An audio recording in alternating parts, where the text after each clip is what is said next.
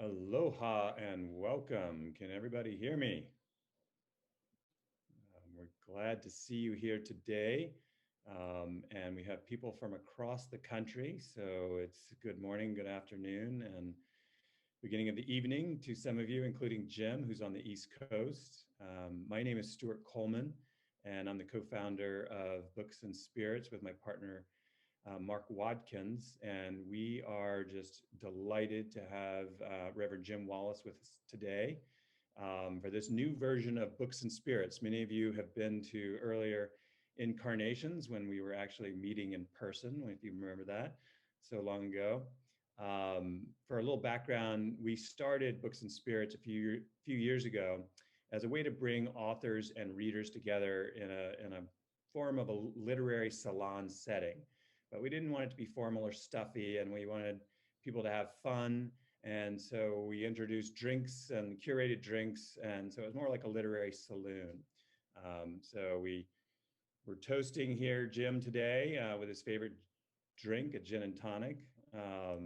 And we've been able to host just a lot of amazing writers in the past, including two Pulitzer Prize winners, Adam Johnson and William Finnegan, who writes for the New Yorker. But in the face of the pandemic and the kind of crazy politics we've experienced in the last year or so, we wanted to take a new approach. So whereas the spirits and Books and Spirits traditionally referred to a type of kind of curated cocktail, today we are having a virtual event with emphasis more on spiritual matters. And so we're excited to have Jim here with us, and we want to welcome you all and know that this is kind of something that's supposed to be fun and informal. And we're excited to talk about some deep topics that he's uncovered in his books, starting with one of my favorites, God's Politics, and then America's Original Sin, and his most recent book, Christ in Crisis. But before I introduce Jim and talk more about him with that, I wanted to introduce my friend and my kahu, which is the Hawaiian word for minister, Reverend David Turner, who is the pastor of Church of the Crossroads, our sponsor today. And David will say a few words about Jim and Sojourners and then share a prayer to get us started. So I'll turn it over to you, kahu. Thank you, Stuart. Aloha, everybody. So wonderful to have you all with us. So grateful for the gift of Zoom that has allowed us to connect over 5,000 miles and have Jim with us here this day. It's a lot better on our carbon budget, that's for sure, to do it this way. We actually look forward to this being the first of many sort of events, and hopefully the day will come soon that we can welcome people into our courtyard at Church of the Crossroads, and we can have an event where we're actually sitting next to each other and in person and sharing together, and some good food and some good conversation and good discussions. Church of the Crossroads is thrilled to be able to co-host this with Books and Spirits. We are 1 year away from celebrating our 100th anniversary at Church of the Crossroads, a church that was founded as the first intentional multi-ethnic church in Hawaii back in 1923. And we've endeavored to sort of live sort of on that progressive edge of faith ever since, and sometimes successful, sometimes not, but we're the times they're calling for us to be in that space very much. And so we're overjoyed to have an opportunity to have as our speaker here, Jim Wallis. I have been reading Sojourners magazine almost as long as it's been out. I've been reading it for about 40 years and have found it to always be one of those voices that keeps me absolutely centered on a faith in which we are called to a sense of aloha, a sense of peace, a sense of justice that keeps us constantly moving forward. Jim is the author, as Stuart said, of many books. I asked him just a moment ago. His first one was written in 1979. He was 12 years old at the time, and actually a little bit older, but not much, and has been leading the thought for many people of faith for really 50 years and more. So we're really thrilled to have him here. In 2018, some of you may have been aware of a movement that he helped to co-found with Father Michael Curry, the presiding bishop of the Episcopal Church of the USA, called Reclaiming Jesus, a confession of faith in a time of crisis. 2018, we thought was a time of crisis. Seems like just a few years ago, and it seems like, small potatoes, what we were dealing with then. But he was able to pull together then, along with Father Michael Curry, a number of folks across a wide variety of faith perspectives, to begin to really speak about how we as people of faith can claim our faith to stand for the peace, to stand for the justice that is so much a part of our world together. This is on Zoom, as you know, because you are here. We are recording this so that those who are unable to join us will be able to send the recording out, and hopefully be able to send this recording out to those of you who also registered. But that means that if for some reason you don't want to have your face shown as people are scrolling through the gallery, then just go ahead and stop your video, or put on a really lovely virtual background, and then we won't see you. We will have a time at the end for some questions, and so there you'll have the opportunity to send those questions via the chat function on Zoom, and I'll be trying to gather them together. I may be pulling a few that are similar into single questions, but we'll have that chance to have some further conversation after Stuart and Jim have some as well. Anyway, let's get ourselves started. I'd love to invite us to just take a moment to gather ourselves in a moment of prayer, and let's just begin that by taking a couple of deep breaths together. If you want to raise your hands and make a big circle around yourself, if that helps to take in a deep breath. But let's just take a couple together, and then I'll lead us in prayer. So first breath.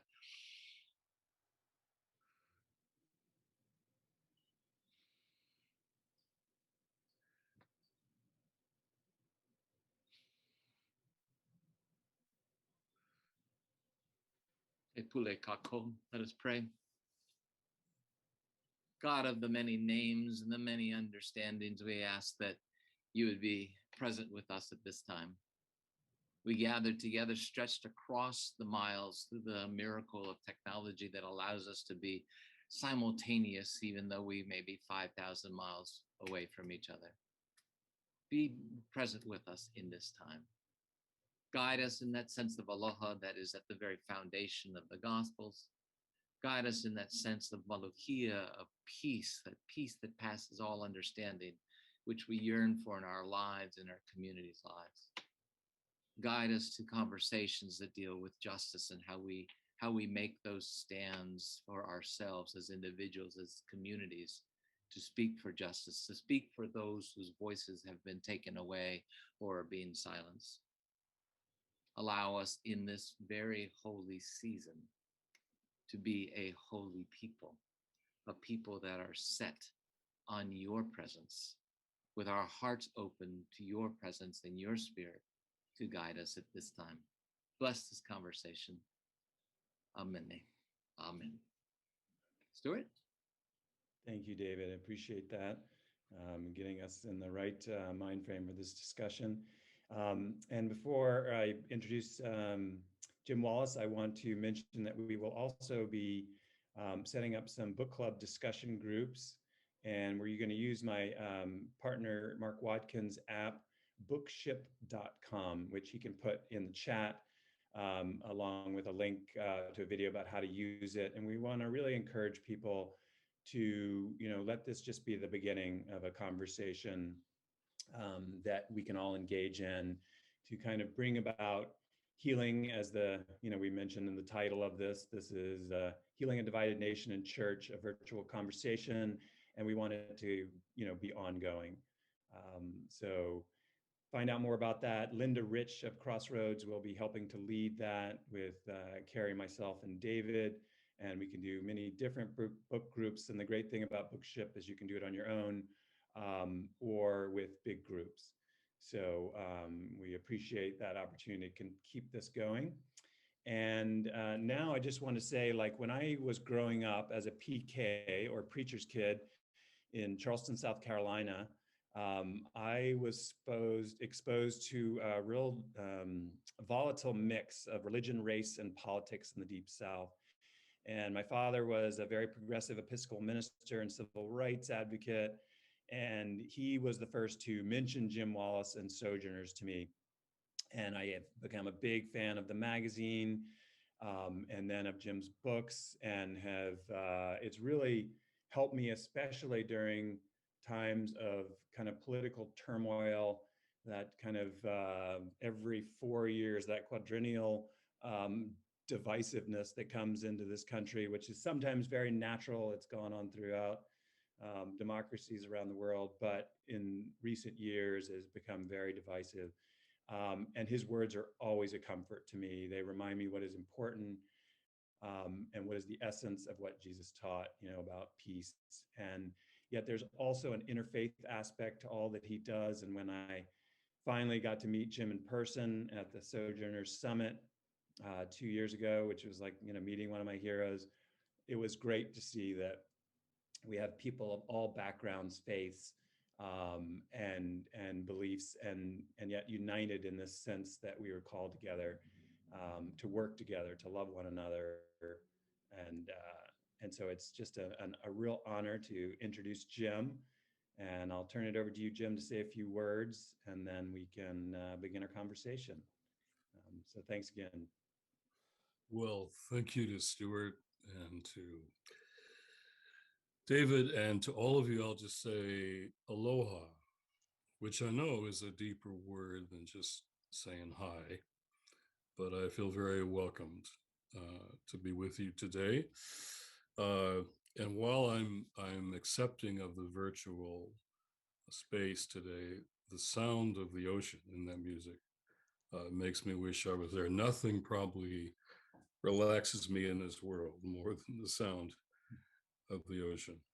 In fact, I was first taught to snorkel by the Maryknoll sisters on Oahu way back a long time ago.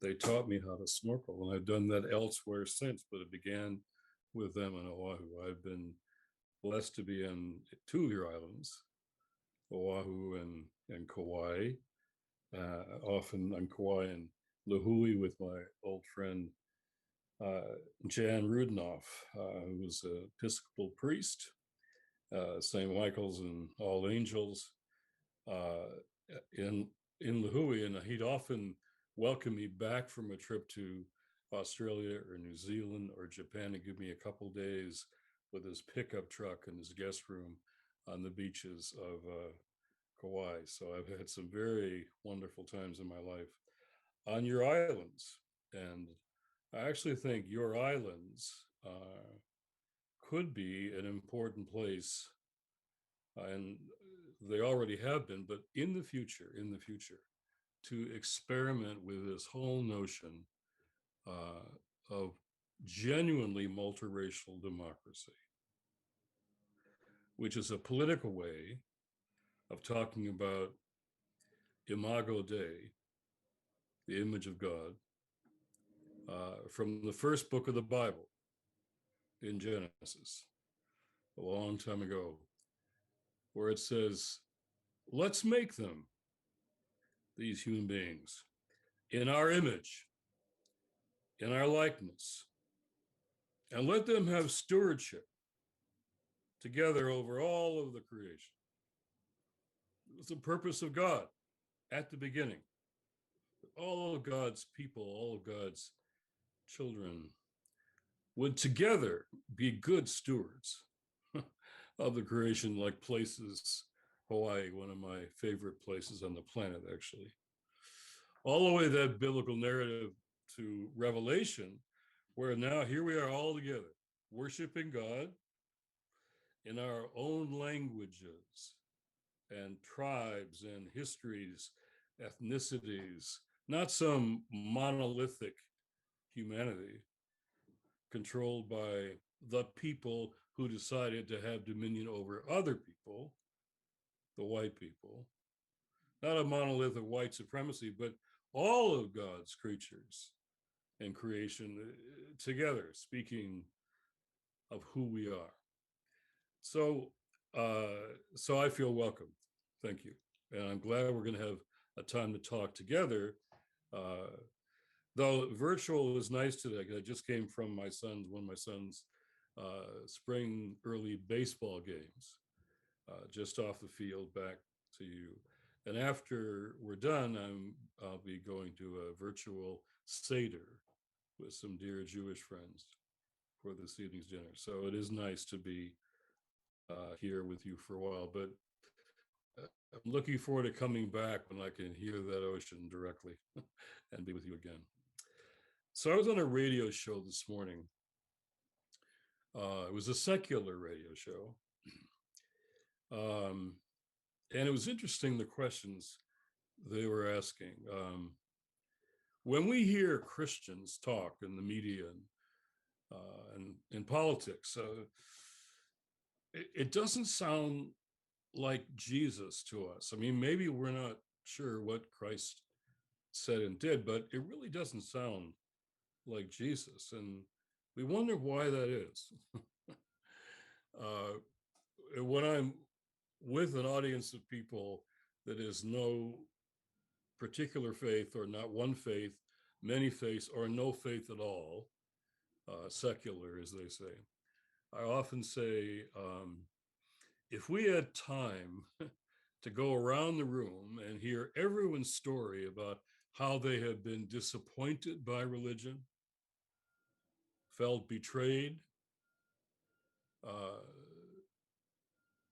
even assaulted by religious institutions, it would take all the time we have. We don't have all that time, so let's acknowledge that. Let's have a moment of silence acknowledging that. And I could tell the story of being born into a family with two parents who started the church. Stuart, I know that PK. My father was also a mechanical engineer, but he was the preacher, and I was the PK, all five of the kids. Why are we always the last ones to leave? We'd always ask our parents after a service. But when they kicked me out as a teenager over issues of race, I had that experience too, of feeling betrayed, disappointed, assaulted. So let's acknowledge that. A lot of diverse people out there. Let's assume we all have that experience. Well, how do we, as Bishop Curry and I have tried to do, how do we go back to what it means to reclaim Jesus? What does that mean? And then I'm in right now a lot of conversations every day with a broad multi-faith coalition working on vaccine distribution. So there's equity all over the country. We're offering houses of worship to be vaccination sites, particularly in places where people can't often find vaccinations. We're finding trusted locations to be trusted vocations and messengers for these vaccines. So we're doing that multi-faith every day. But I want to start with a meeting many of us had yesterday. These are faith leaders from all over the country. It's a faith table that we convene every couple of weeks during COVID, every week, and after the George Floyd reckoning time every week, and during the election every week, but now every 2 weeks. And I started with some scripture, which I'd like to start with today. I could pull out my Bible over there, but I kind of know this one pretty well. And Jesus said, I was hungry, and you gave me some food. I was thirsty. You gave me something to drink. But to do that,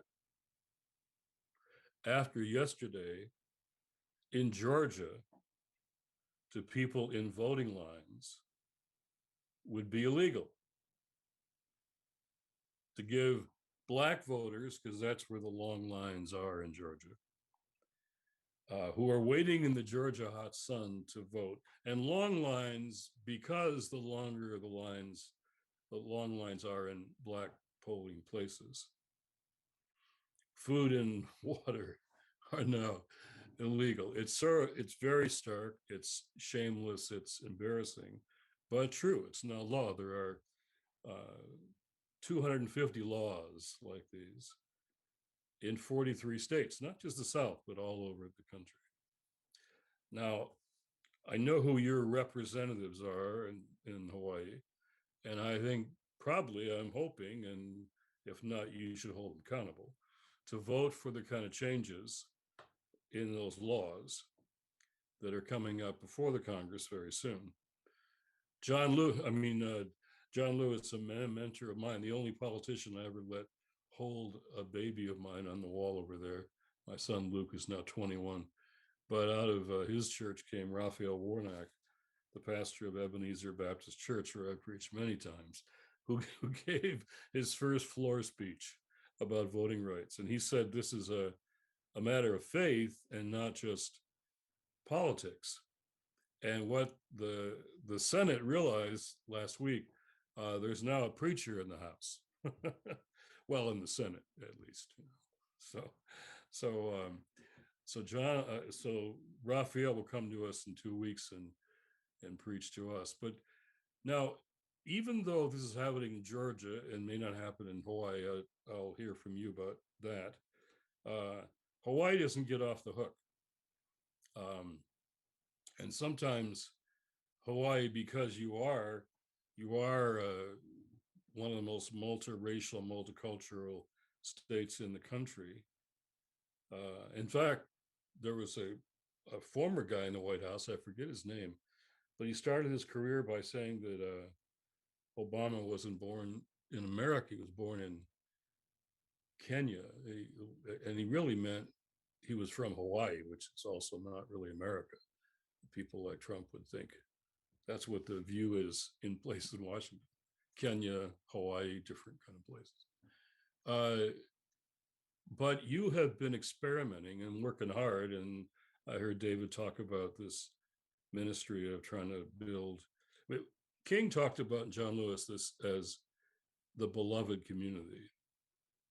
And we talk about multiracial democracy, but it's founded on what it means to be that beloved community. And Jesus called us to that, literally.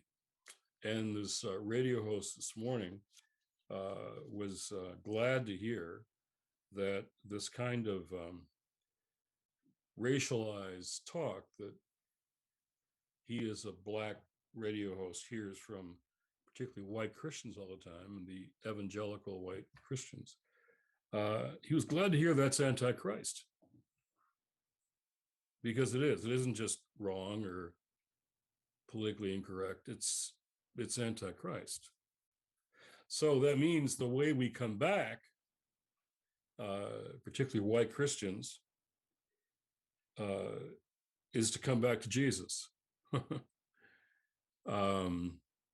Not to partisan politics, but I often say, don't go left, don't go right, go deeper. What does it mean? And that book Stuart mentioned about God's politics, the subtitle is why the right gets it wrong and the left doesn't get it, which is still my experience in Washington. So what would it mean to experiment in the beloved community? Experiment in multiracial democracy, because that's what we need. We need practices, experiences, places where people are trying to do it in all of our humanity, which means, as David said, sometimes we get it right and sometimes we get it wrong, but we keep at it. So I want to talk about that with you all today, but let me just very briefly say that the other couple books that were talked about, the book is titled America's Original Sin. And it's our original sin of founding our nation by the near genocide of indigenous people, and then taking kidnapped Africans, making them into chattel property, literal chattel property, and building our economy on the basis of that. And repentance from sin, which is, what we say we believe in Christian and Jewish and Muslim traditions does not mean feeling guilty or sorry. That's our easy way out. We're sorry. We feel really guilty. We feel ashamed. Now, I got to go back to my TV show here, but I feel really sorry about this. And I didn't have my people, my white people came after slavery, and we didn't have any slaves. And I have a black friend at work. What's his name? Oh, but I do have a black friend at work. We're not really responsible. And what I want to say to all of the people out there who are white or Caucasian or Anglo, as we often say in places, to benefit from oppression, is to be responsible for changing it. No matter what you or your people are to blame for whatever, all things have happened to people of color. If you benefit from the system and structure, you are responsible for changing it, period. Right? So you've been wrestling with those issues, I know, in Hawaii for a very long time, and still are. And so you may be one of our test sites, experimental places for what it means to build a multiracial democracy. And if you ever need, a friendly advisor to come and help next to the ocean to do that, you let me know. But I really think there's something here in Jesus' questions. So the book Christ in Crisis, Reclaiming Jesus, talks about fundamental questions Jesus asked or prompted that open all of this up. I'm not going to go through them all now in these few minutes, but just a couple. Who is my neighbor? Here's this lawyer, comes to Jesus. How do I inherit eternal life? Well, Jesus, it's kind of simple. You love God, your heart, mind, and soul, and then love your neighbor as yourself. And he says, yeah, who's my neighbor? And I realized in rereading that text from my book research that this was a Washington lawyer. I know that tone of voice. It wasn't, who is my neighbor? How can I bring them in? It's, okay, exactly who is my neighbor? Let's have some boundaries here. Let's narrow this down a bit. And Jesus gives a story, parable of the Good Samaritan, that even people who aren't Christians know.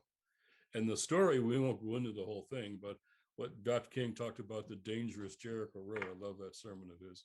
But he says, your neighbor is the one who's different from you. That's who your neighbor is. In the text, that's what happened. The Samaritan. And by the way, in Judaic culture, there were no good Samaritans. They didn't like the Samaritans. They're all the other, the bad ones. You stay away from them. Right?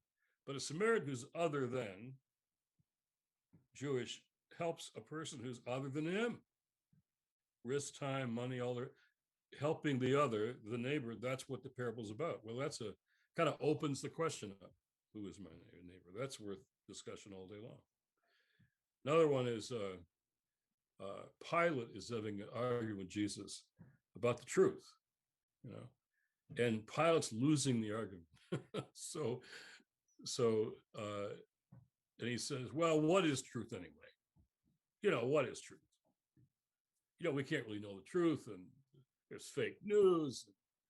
And so just autocrats like people to believe them for what the truth is. They're the truth. You can't really know the truth. The autocrats don't just lie. They want you to not believe there's truth. They set records for lying, but it's deeper than lying. There's no truth to find. Jesus said, well, you know the truth, and the truth will set you free. That's pretty clear. And the opposite is you don't know the truth and you're in bondage. We're in bondage to these systems of whiteness, and white supremacy sounds very, that's tough. And white privilege, well, that's tough too. Whiteness, the normality, the normacy enforced of whiteness is the big lie. The big lie that in our neighborhood here that they did on the insurrection day on January 6th, the big lie the election was a fraud. No evidence for that, even for irregularities. The bigger lie underneath the big lie was white supremacy. That's why they came. That's what fueled their energy. Very clear what they were for. They were against the election. What they were for was white supremacy. And now they're for 250 laws to make that happen. So knowing the truth is crucial to our freedom. So that's a big question to talk about.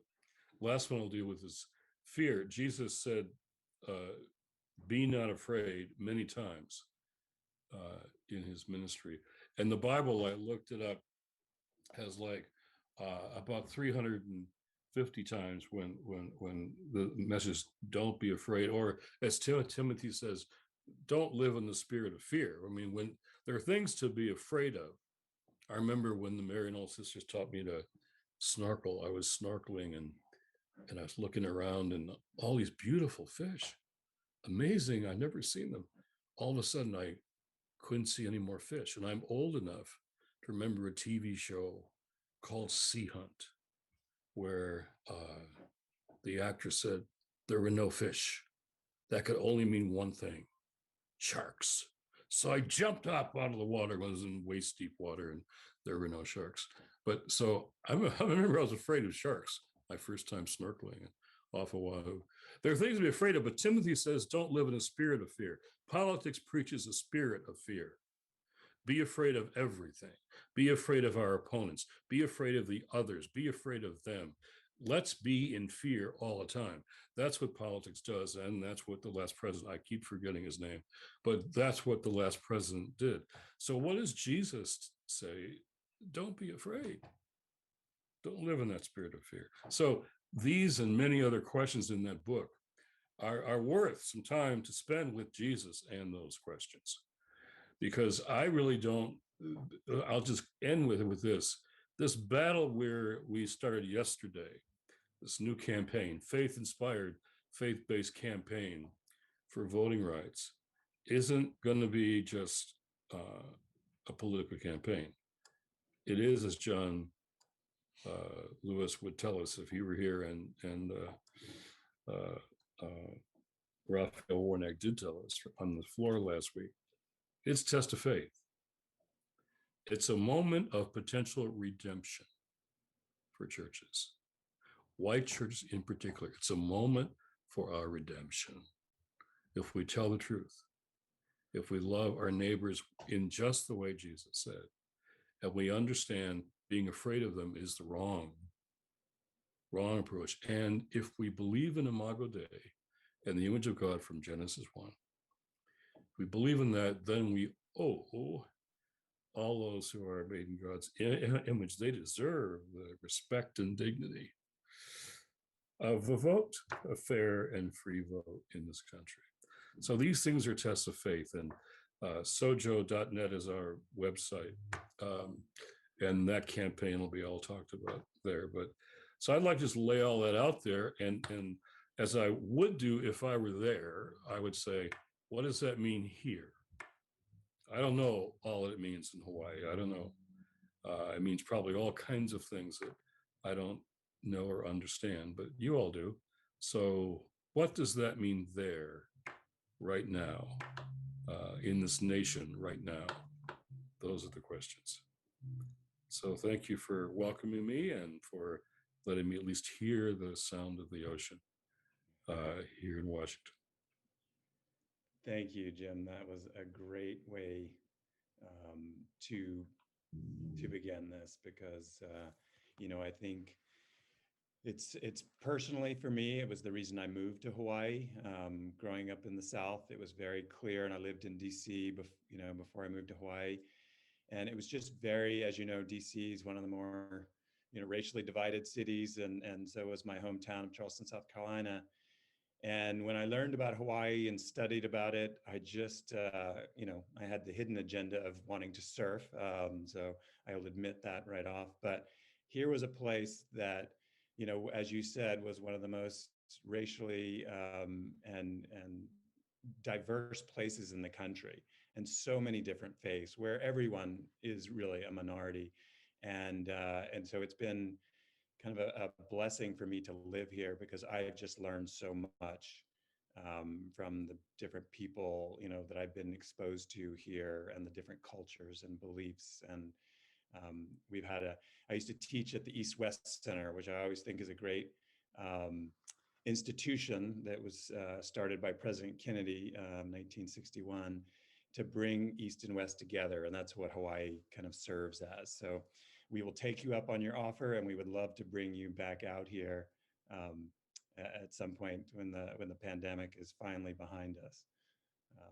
So maybe just kind of go back to some of your beginnings, and we can get right back to where you were talking about, how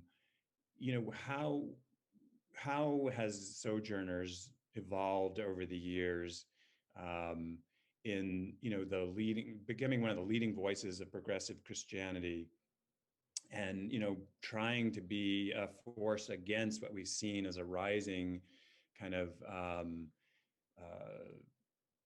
Christian and evangelicalism that has taken over the right, that has really identified itself with a party. And I love how you quoted in your book, Martin Luther King said, the church is neither the servant or the master of the state, but the conscience of the state. So maybe we can talk about that, the role of the church today. Did you see it? Well, King says it well, which means not to be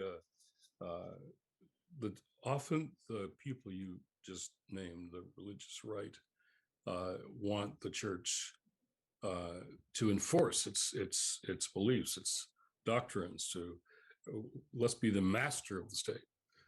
And then the others often become chaplains.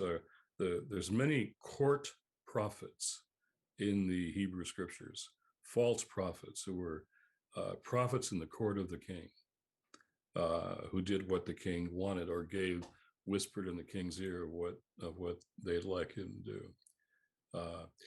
And I even think sometimes the servant of the state, we become those who take care of all the people who are being abandoned and neglected and left behind by the state.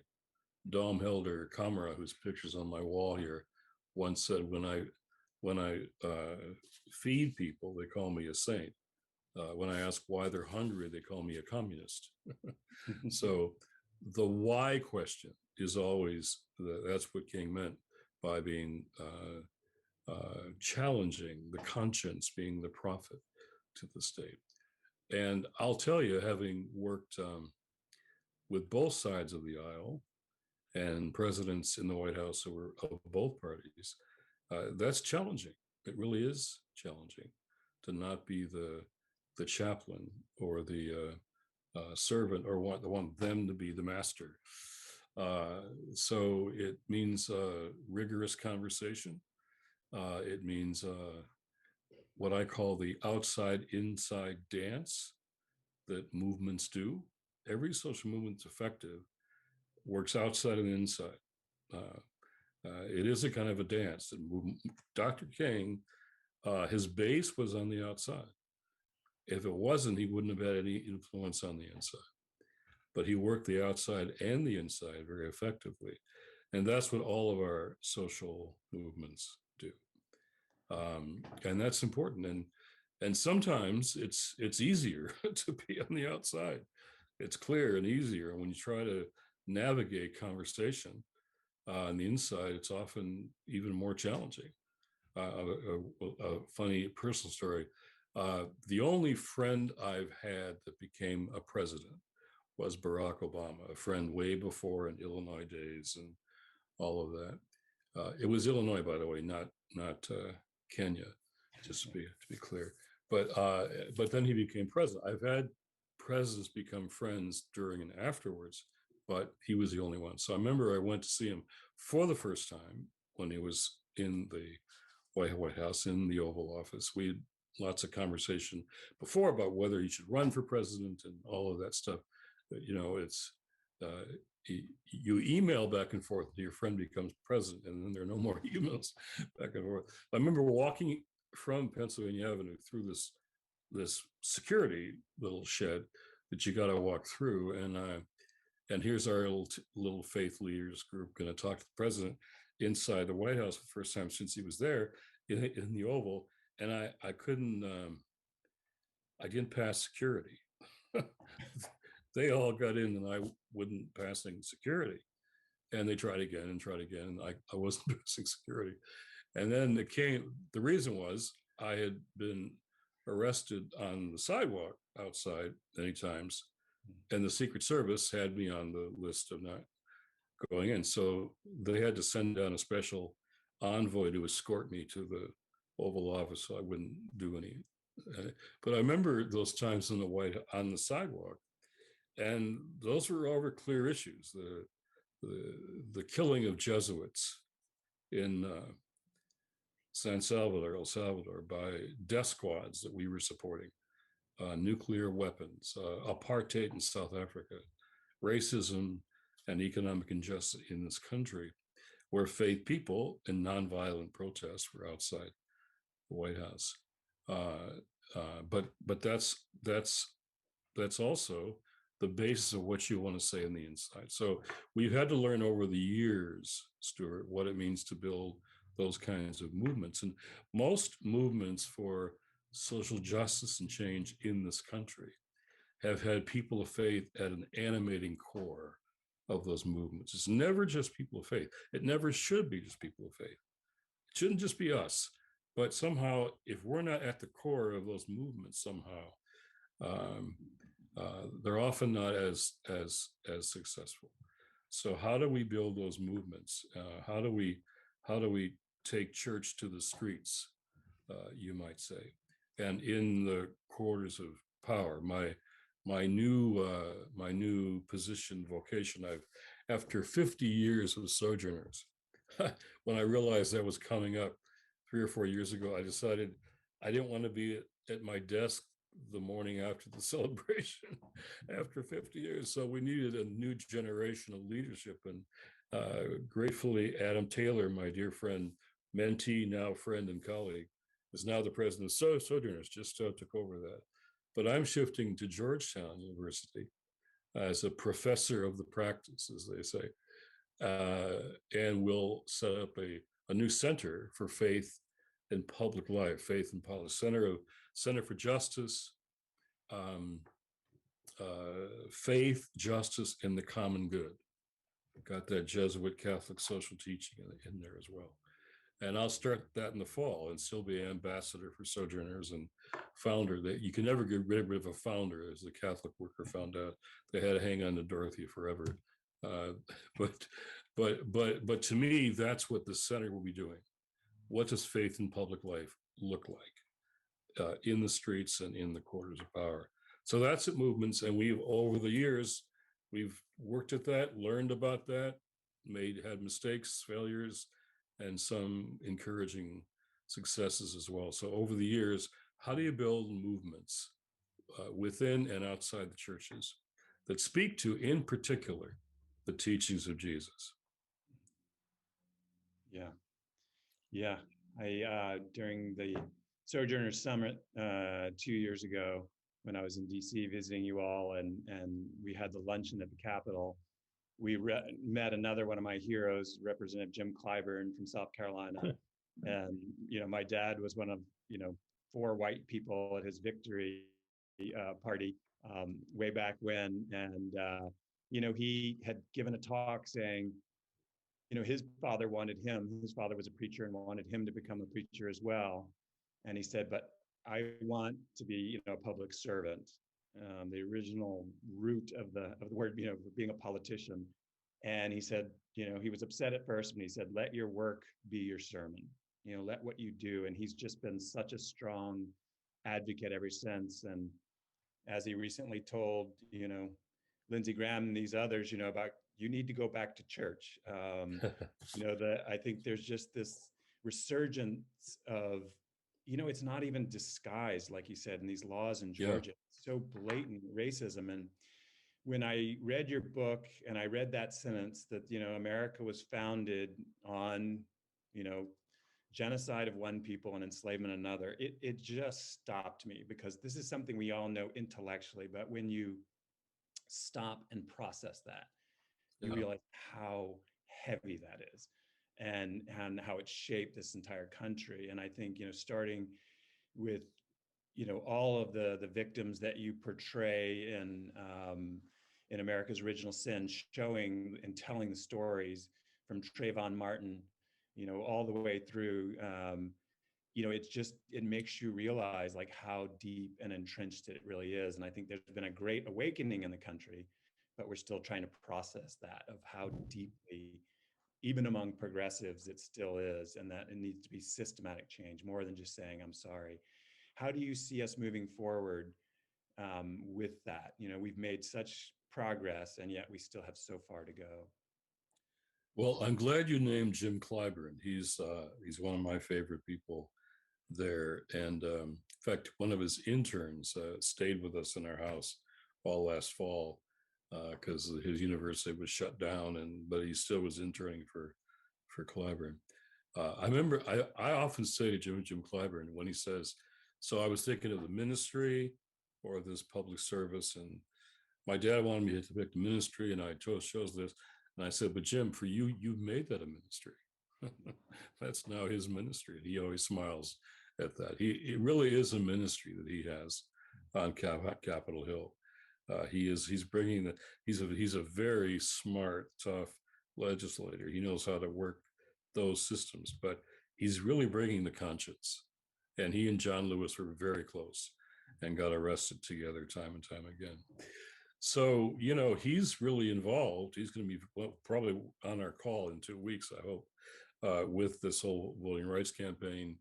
And he's going to call us to the kind of, as what John Lewis called, good trouble, good trouble. He's on the inside. He was arrested on the outside many times for the same things. And he said, and my grandchildren, he said this week, my grandchildren are not going to face the same problem that we did for voting rights.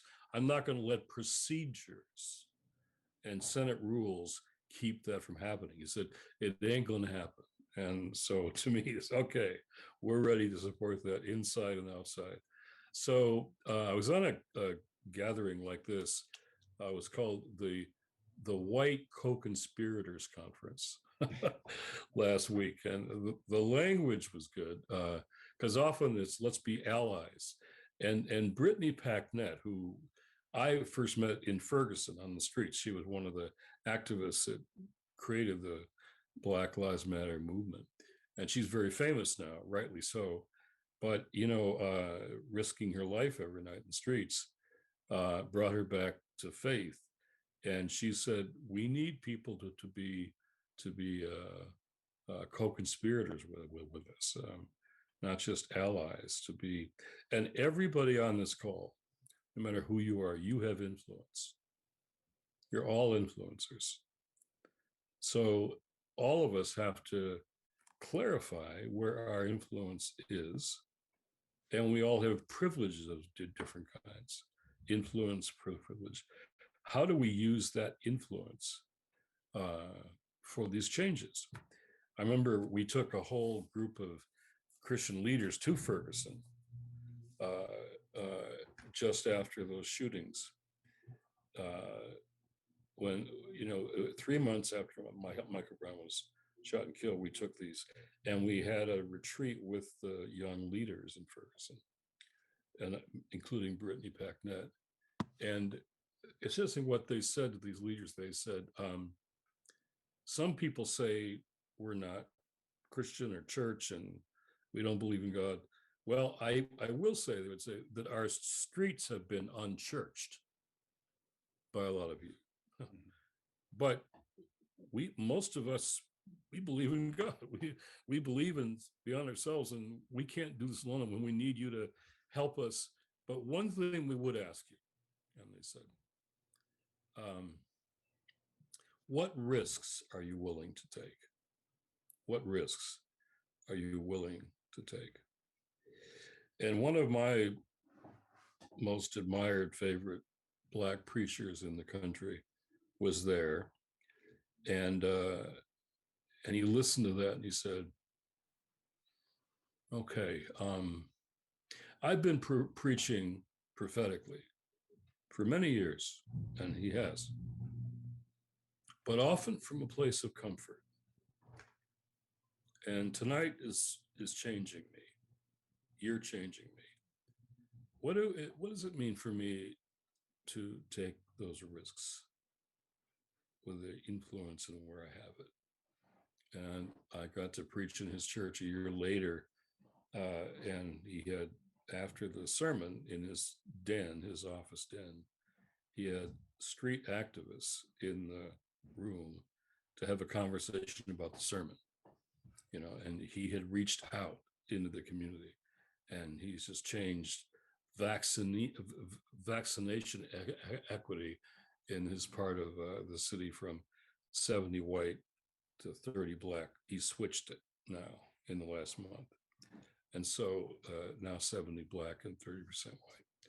Racial inequity in vaccine. So I want to say, where are we on the outside, the inside, even in our families? Thanksgiving dinner conversations often tough, right? Where are we willing to, as Desmond Tutu, who is still one of my mentors over the years, would always say, for hope to happen, he said, hope and optimism are different. Optimism is just how you feel, how things look. Hope is a decision you make because of whatever you call faith. Hebrews says now, faith is the substance of things hoped for, the evidence of things not seen. Or my paraphrase of that is, hope is believing in spite of the evidence, then watching the evidence change. And he would say, so hope is betting your life. He said, hope is saying what you believe faith means, then betting your life on it. Hope is saying and doing what you think faith means, and then betting your life on it. Yeah. And if we do that, we're going to make a difference in these movements. Yeah, Soren Kierkegaard said, hope is passion for what's possible. That's good. Yeah. I think we've been sometimes, especially as someone on the progressive end of the scale, there's the hopelessness and there's the kind of giving up and complaining and whining. And I think now we realize that we've had to wake up over the last 4 years to realize that hope is nothing without action, that we have to transform our beliefs, our faith, whatever that belief is and that faith is, into action. And Father Richard Rohr has written about the universal Christ, and you have talked to him, and he was one of the signers of this Reclaiming Jesus Declaration. And we have to take Jesus back he's been hijacked in many ways. And the term that I kind of learned in your books was Christian nationalism. I'd never heard it said like that. But we really have seen the rise of this kind of Christian nationalism. Can you talk briefly about that? Well, Christian nationalism, the word that's often implied and left out of that is white, because it's white Christian nationalism. And I've often said this to people, it's often controversial. It's like the first, when you quoted the line in America's Original Sin, that we were founded by the genocide, near genocide of one people and the kidnapping and enslaving of the other. Probably the most controversial sentence I've ever written. All the comments came back to that, and it became the title of the book, or the first line from the title of the book. And they either said that's courageous or outrageous. It's neither one. It's just a statement of fact. It's not outrageous to say it. That's what happened.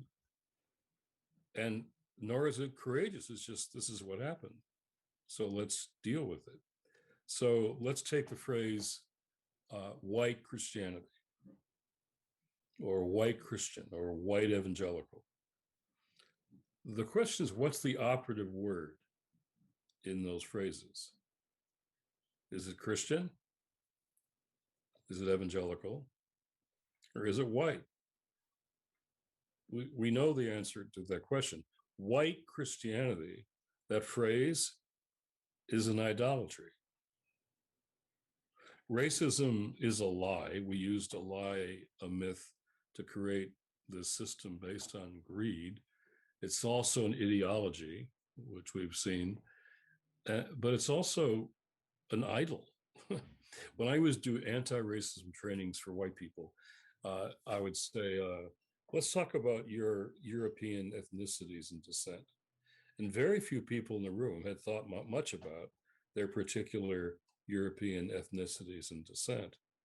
And I would make a joke. I'd say, I can't ever distinguish you Irish from the Swedes, or you Italians from the Belgians, and they'd laugh and laugh, because when you all came to America, you all became white people. There's no white until people came here, then they became white people.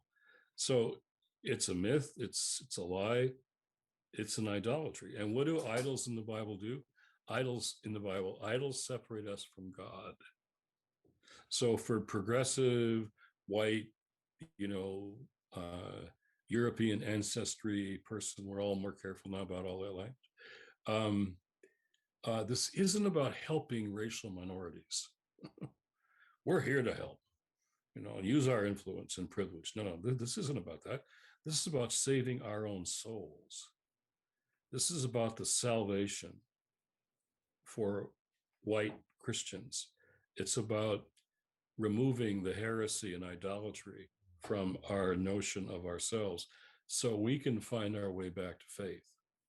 This is for we got to do this for ourselves, not just for our brothers and sisters who are our colleagues. And I think, I really think there's a change going on. And certainly the racial reckoning that, overdue for so long, it is real what's happening now. And even leaders of color who are dear colleagues and friends of mine, think something new is happening with a whole new generation, particularly of white people, white ethnic Europeans, being in the streets, and looking at their own lives for the first time in a long time. So there is reason for hope, but only if we get beyond the guilt and shame and the we're here to help, and we're the ones who are used. White men are used to being in charge of every room they walk into. So when white people, and white men in particular, walk into rooms expecting to be in charge, that's just the old white. It's white male Christian nationalism is what it is, and it's a heresy. It's not biblical. It's Antichrist. Yeah, and I think that's an important point. Taking, this is not about left or right. This is about right or wrong, and really bringing it home for people that, frankly, the right, the far right is very, very organized.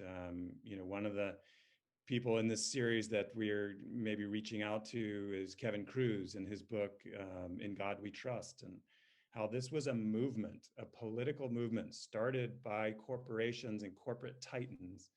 And they enlisted ministers to put, and this is right, it's a reaction to the New Deal, and, really democratizing the country. And they were like, no, we want to have In God We Trust, and, changing the Pledge of Allegiance, having prayer in school and everything. This dates back to the 50s, and it's recent.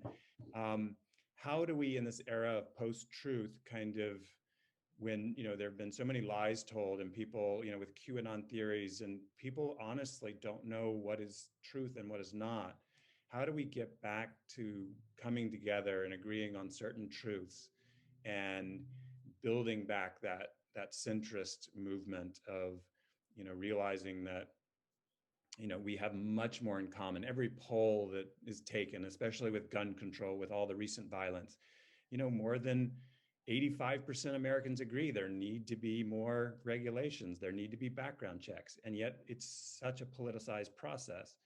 And it's not a moral majority, but this very vocal minority seems to win the day, whether it's through procedural politics and Mitch McConnell's hold on the Senate. But how do we get through that? How do we break that, political division and, partisan politics? Well, that's a great question for your discernment and reflection and action in a place like Hawaii, because there's so many parts that we live in different worlds. We live in different universes, different where what's true or not is talked about in whole different ways and places. Aren't even listening to the same places and sources and voices. So all of that's further polarizes us. But what Leonard Cohen said in that wonderful song Anthem, that some of you older listeners will know and some of you younger won't. But he said there's cracks in everything. And cracks are where the light comes through. Cracks are where the light comes through. There are cracks even in this polarization. And the light that's going to come through the cracks probably won't just be political or journalistic. Well, haven't you read the New York Times? Haven't you seen Rachel Maddow talk about this? No, it's probably going to be our deepest values and probably our deepest religious values that can maybe open up the conversation.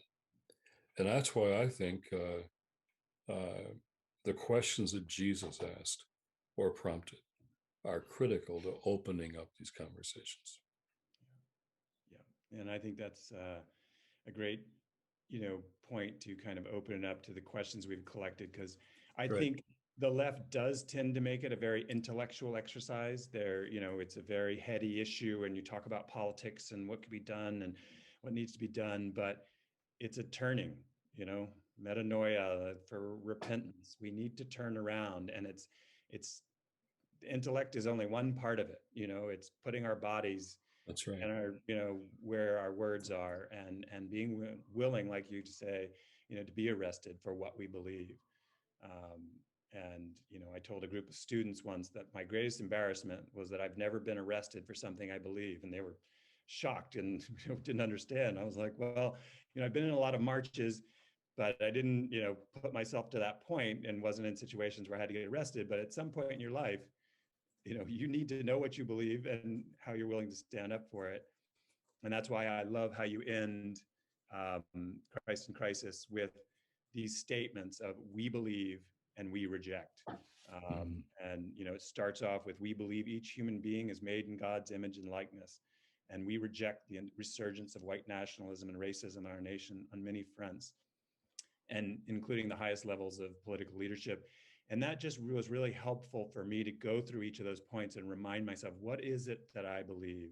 And what is it that we believe? And what is it we're willing to fight for? Because we do need to learn to fight, in a nonviolent, peaceful way, but you still have to be a warrior out there. And I think that's what I've learned from, Indigenous Hawaiian culture, that, it's, you have to be a warrior. Even if it's a peaceful warrior, you have to fight for what you believe in. Amen to that. Amen to that. Thank you for this incredible discussion. And I'll turn it over to Dave, who's going to kind of bring out some of the questions that have been put in the chat. And we encourage folks to include questions, and we'll try to get to all of them. So David, I'll turn it over to you. Thanks, Stuart. Thank you, Jim. Yes, so I think people have been very, very disciplined, and they've been listening, and they have not been typing. And so I want to invite folks. This is your moment. If you've got questions for Jim, we've got a little less than a half hour more that we want to really be able to share in that. I had a couple questions that came in ahead of time, though, Jim. So let me just go ahead with those. One is from one of the people who's here, and it's an interesting one. He is a mental health counselor. He says, I have had clients who have experienced what can best be described as religious trauma as kids. So can you recommend, he says, any books regarding religious trauma for lay people to read? Well, he's right. I wish I could think of a book off the. He probably has a book to put in the chat. I would encourage him to do that. Okay. But religious trauma, like I said at the beginning of this, a lot of us, either inside or outside religious institutions, have had religious trauma. There's all kinds of trauma, but part of it is, and with me as a kid, it was like, I'm now listening to my city. I'm 15, 16. I'm now paying attention. I'm reading the papers. I'm hearing the news. I'm hearing conversations. And something big, really big, was really wrong. And nobody in my white church, my white school, my white neighborhood would talk about it. They just wouldn't talk about it. And one day, and so I tell young people, trust your questions, and follow them until they take you to the answers. So I went into the city, as we said in those days, inner city, and I met Black churches, showed up at Black churches, and I just took jobs alongside young men like me, but they're Black and I was white, and they were making money for their families, and I was saving money for college. And I realized after getting to know them and going to their homes and meeting their families that, we were born in the same city of Detroit, but we lived in different countries, literally in the same city. So when my friend Butch, with whom I was a janitor together, we became close friends. When his mother said to me, in her house, so I tell my kids, if you're ever lost, can't find your way home, and you see a policeman, dive under a stairwell, hide behind a building, wait till he passes, and then come out and find your way home. When my mother's words to her 5 kids echoed in my head when I heard Butch's mom say that, she said, if you're ever lost, can't find your way home, look for a policeman. A policeman is your friend. He'll bring you home and you'll be fine. We lived in different countries, and she cared about her kids. That's all she cared about, like my mom. She wasn't militant, political, and they had different advice for their kids. And so I remember coming home from the city one night, and the elder in my church said, son, you have to understand, Christianity has nothing to do with racism. That's political. And our faith is personal. That's political. Our faith is personal. That was traumatic for me, because here I am, this issue is ripping me up on the inside. It's motivating where I'm looking for work, or where I'm trying to figure this stuff out. And it has nothing to do with my faith. So I said, well, me neither. I said, I want nothing to do with my faith either, if it has nothing to do with that. So that was traumatic for me. Yeah. And I left the churches. I left the faith of my childhood. And I had to find my way back to faith after years of organizing in the movements of my time. So religious trauma is real. Yeah. And we have to but finally, in the end, we all have those experiences. So you can't say, well, therefore the answer to bad religion, I think, is better religion. And so how do we get back to that? Yeah. As you're discussing that, I was thinking, we did a book study recently of a book written by Resmaa Menakem called My Grandmother's Hands. And Resmaa is a therapist based in Minneapolis, I believe. Fascinating person. And he basically talks about racialized trauma and racialized trauma. And he speaks about it at 3 audiences. One is a white audience, one is a Black audience, and one is a blue audience, police officers. And he talks about that racialized trauma. And one of the things that's really wonderful about the book is that with every chapter, there's then about a half a dozen or more exercises that you can do as an individual, or as we did as a group, in which you are able to really begin to examine some of the ways in which you carry that trauma, no matter what. So it's one I would put out there. We'll put that into the chat. And you were talking about, I love the elder saying, well, that's, racism is politics and we're all personal. One of our pastors who's on the phone said, Wayne Ibarra writes, have you heard about or met Joel Goza, who wrote America's Unholy Ghosts. He writes about how the early American church's evangelical focus on soul salvation was a deliberate focus to avoid the Bible's prophetic call for justice in order to maintain slavery. Well, he's entirely right. And in fact, that elder story, the end of it, I didn't know what to say. I didn't have words for that. And I didn't find them until later. But then the words I found later that helped me interpret that was, now I'd say, God is personal, but never private. Mm. God is personal, but never private. So it's the privatizing, as he's saying, the privatizing of our faith that is the American biggest heresy. We want to privatize and not take, if faith isn't personal, what's the point, right? It's not just ideological or philosophical or intellectual. If it isn't personal, like I often say to audiences of people, God wants a relationship with everybody in this room, even though God knows everything about us. But then God wants us to take that personal relationship into the world. Right. Into the world. So it's personal, but never private. So how do we overcome that?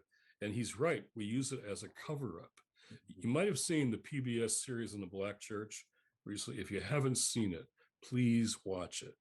And how the slave owners were divided. Those slave owners who didn't believe Blacks had souls to save, and those who did, but still were for slavery. But if you're going to save Black people's slave souls, you want to, as the documentary pointed out by Henry Louis Gates, you want to keep them from reading certain parts of the Bible, right, and especially the teachings of Jesus, because they're going to find things there that make them long for their own freedom, which in fact they did. Right. And the book that was meant to suppress people became the foundation. They found Moses and they found Jesus, and that became the liberation in the book that was given to them. It's a cover-up religion. Right. White Christianity is a cover-up religion, and we got to uncover the real Bible and the real Jesus. Interesting. Let me throw out a couple more that come in the similar theme. Terminology is something that's important. So one of the folks has said that he may be mistaken, but has not heard you use the phrase progressive Christianity. And wondering, is that intentional, or what other words are you using to describe that faith that is not that white nationalist, evangelical, or Christianity? So it's a fair question. I tend not to use words like religious left. Sounds like a political equivalent of the religious right. Let's be like them, do what they do, look at their sergeant artists. And liberal Christianity, progressive, I'm called that all the time by people in this binary political world. Right. But I really, and Bishop Curry and I talked about this actually when we did that Reclaiming Jesus. We want to call ourselves, a lot of the elders who signed that document didn't even want to use the word Christian. Right. Because they're all Christian leaders, heads of denominations and all that. But even that language is problematic to so many people now. So we want to call ourselves followers of Jesus. And I've got two boys, and they're 18 and 21. And that's what they want to use, that language, evangelical, Christian, but followers of Jesus. And to their peers and their friends who are most of no faith, to be honest, or different faiths, the follower of Jesus language at least raises these questions. So I try to, I'm on in the media, the progressive Christian sort of world and all that, like lots of my friends. But Reverend Barber says the same thing. Don't call me religious left or right, but we want to be followers of Jesus. And one of the things I'll jump in, Dave, if I could.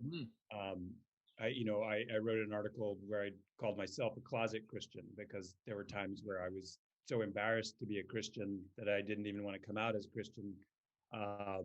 And one of the, pastors on this call, Lauren Medeiros, mentioned, that I have a lot of anger towards what's happening on the right, but also what's happening, politically, religiously, our religious leaders, and there's just so much anger on both sides, but particularly, on for those of us who believe that, they have really just kidnapped Jesus and completely mauled his message and use it for power purposes. How do you advise people to deal with that anger that's out there? And some of it's very justified or righteous anger. Well, as many people I agree with have said, anger can produce energy for change. I mean, look at the prophets. I mean, look at Jesus. And some of the words you'd call angry, but they finally lead us to an energy for change and transformation more than just hostility toward the others. That's what the anger is being used for in politics, and that does happen on both sides. And I would also say, and this goes back to Stuart, something you were asking me about earlier, cynicism is really can be a matter of privilege.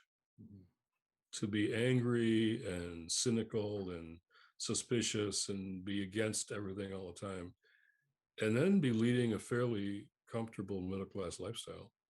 Right. That's a kind of privilege. People who are struggling for survival day after day, they just can't just be cynical and give up on their lives and their kids and their families. So our angry cynicism, where we're just kind of angry all the time and angry at those other people, and then we go back to living a comfortable middle class lifestyle. That kind of cynicism can be a benefit of privilege. And so keeping hope there is necessary for survival for an awful lot of people. And we can't be those who are just mostly known for their anger and cynicism, and not for their hope in what they believe and a willingness to bet their lives on that hope. Yeah. Anger also sells, right? Yeah. And so, the competing media wars that we have are a lot of angry people, because it sells. And that really leads to, that your book, which I'm going to put a plug right here. This is the book, the latest one. It's available at our local bookshops. We went and made sure, like at Bookends in Kailua, you can purchase a copy if you want. Put that plug in there. But one of the, your book is all about one of the questions that comes out is, in this world in which we live in which anger is sort of currency, and we are living in a post-truth age and often in our own echo chambers. How do we find the energy to then come together for something? And Stuart had asked parts of this question before, that comes together for something that holds us in common, as opposed to that anger and those echo chambers that really exist to drive us apart. I'm just pulling on a quote here that I have on my desk. It was from Timothy Snyder, writing recently in the New York Times magazine. Post-truth is pre-fascism.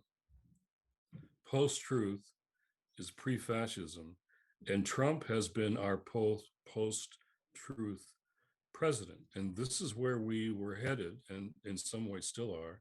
Right. The danger has not yet passed with this post-truth moment. When it comes to facts and the truth, we still live in a world of parallel universes, allegations of fake news, affirmations of alternative facts, with a nation totally different on their experiences and realities, and leading to hatred on all sides. And so it won't be just coming together. Doesn't mean, just balancing your time on MSNBC, CNN, right, throwing in Fox just to see what's going on, BBC, which my wife says she's a Brit, That's where the truth really is. And she's actually right about news coverage there. And PBS, because they're always going to be quiet and moderate, right? Or unity isn't coming to the middle. Let's all be centrist now. Let's all be no, it means don't go left, don't go right, go deeper means going deeper. It means going deeper. And so that means a kind of a listening we're willing to do. And a truth that we need to be able to speak. And the truth, Jesus didn't say, you will know the truth, and the truth will make you better than everybody around you. And it'll help you to weaponize your arguments against your family and friends and really dismiss all those people who don't agree with your agenda. He didn't say anything like that. And the truth is used to often do that, the truth. He says the truth will know the truth, and the truth will set you free. Set you free.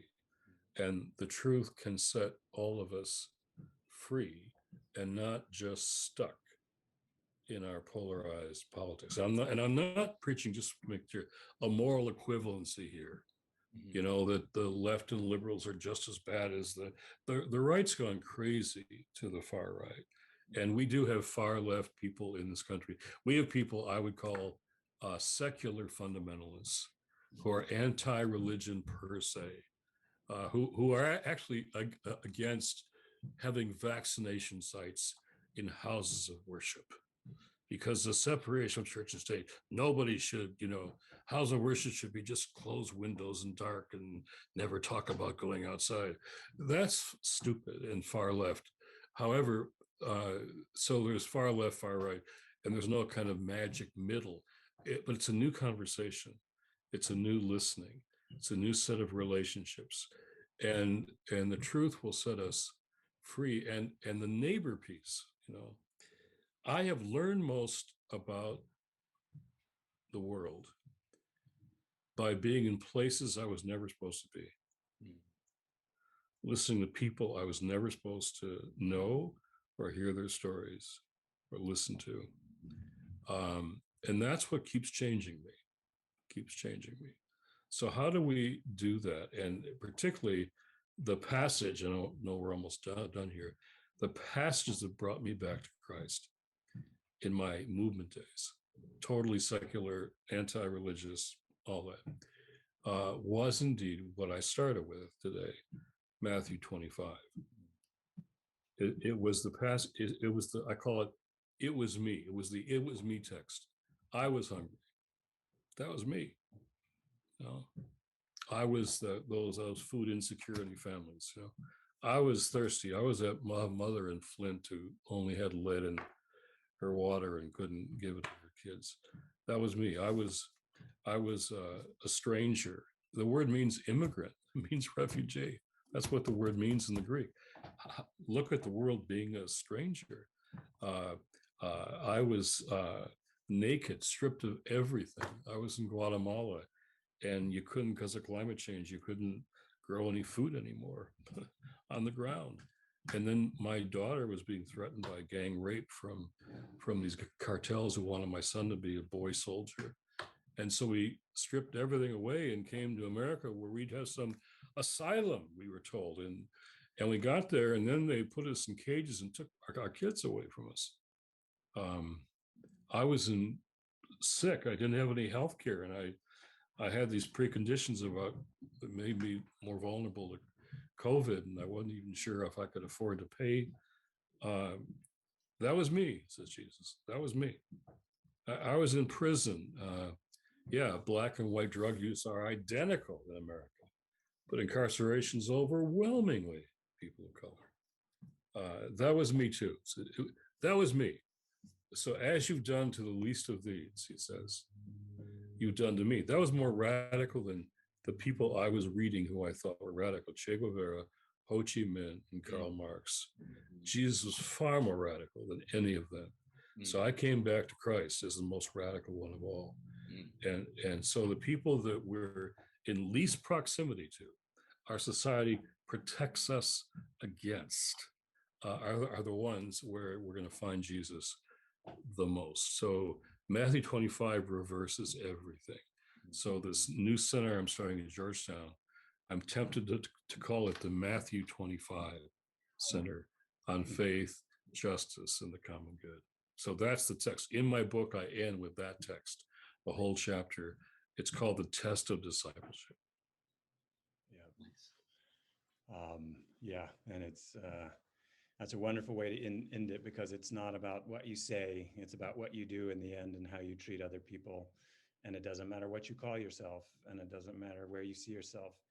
It's that relationship with others and relationship with God that is the most, important factors. And I'll end with I told you this when I met you in DC, but during the Iraq War, which was one of the most divisive periods, when I read God's Politics, your book, and my oldest and best friend and I were just like at it. I mean, and he was, calling me all kinds of names just for sending him articles questioning the war and everything. And he basically said, "I never want to speak to you again. I hate you, blah, blah, blah." And it was disheartening, to say the least, because this was one of my best friends. And then, like 5 months later, I was reading an article you wrote about a similar argument you had with someone who was very, very conservative, and you had disagreed on a lot of issues, and you had challenged him. And one of the last things he did before he died was send you a check and acknowledge and send you this letter. And you realize, like, that was one of the last things he did before he passed on. And I forwarded that email to my friend. And within 2 minutes, after not talking for 6 months, he called up and said, "Hey, I'm really sorry. I feel terrible about what's happened between us." And I said, "Oh, so you got the article?" And he's like, "No, what are you talking about? I'm driving. I've been on the road for the last few hours." And that was one of those God's winks where I was like, okay, it is about coming together. It is about forgiveness. So you were very intricately involved with, healing a personal relationship that I went through. Well, some of you will know who that person was, and I don't mind saying so. That was Bill Bright of Campus Crusade for Christ, the founder of Campus Crusade for Christ. He and I came together at the end of his life. Actually, it was a walk along the beach. So there you go. There you go.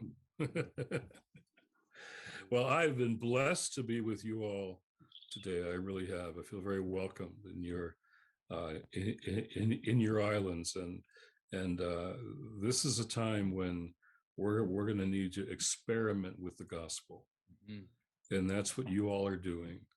And I'm very grateful to see that and hear that. Thank you. And this is just a preview before we bring you out here in person, because there are a lot of people that still want to make that happen. So I hope we can. And this is part of an ongoing series. We're hoping to bring Presiding Bishop Michael Curry to one of these, and maybe even Richard Rohr and some other great religious figures, spiritual figures like yourself, who've written books that are amazing and life-changing. So I hope you and others will continue this series, because it's something we have to work on together, and we have to bring people together across the country and realize that we have so much more in common. There's so much more that unites us than divides us. And then, just reiterate that we have, you can go to booksandspirits.com, but you can also, we'll try to keep these book clubs going with bookshipapp.com. That's in the chat, and we'll be following up with you all. And Jim, I can't tell you how good it is to see you again and to hear your words today. It was really inspiring and healing. So I appreciate that, and I'll turn it to Dave to give us a final. Thanks, Stuart. And my apologies to the many of you who had more questions that we weren't able to get to, but keep them wanting more, right? And so, Jim, we'll want more from you. We'll have a chance to have you out here, we hope, in the near future, as well as further conversations with other wonderful and inspiring people. So we're so grateful for that.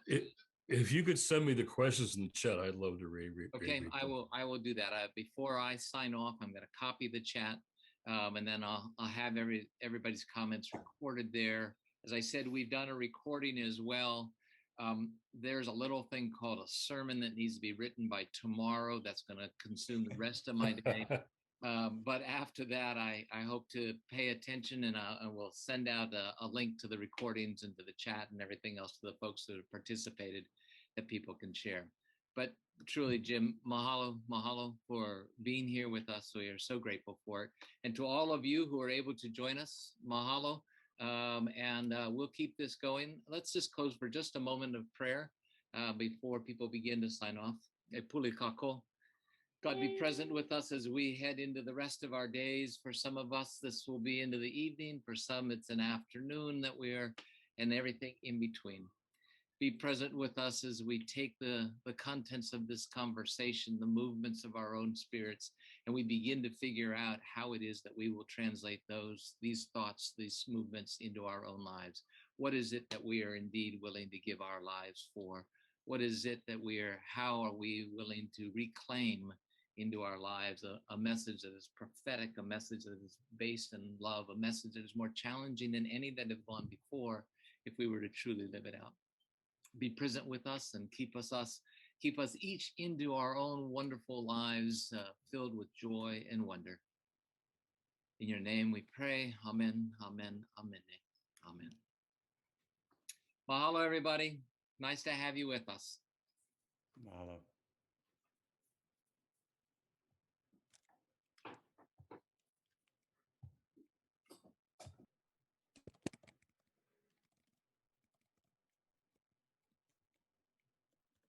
Trying to copy all the chats right now, but I'm sure there's an easier way than what I'm doing. So yeah, we've got them also, Dave.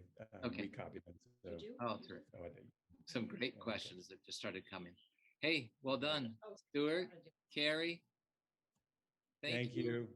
And to Chris Serrano, Mark Watkins, and Carrie saved the chat, so she's got that. Oh, great. And so many old friends seeing and across the country here in Hawaii to the East Coast. I can't thank you enough for joining us today.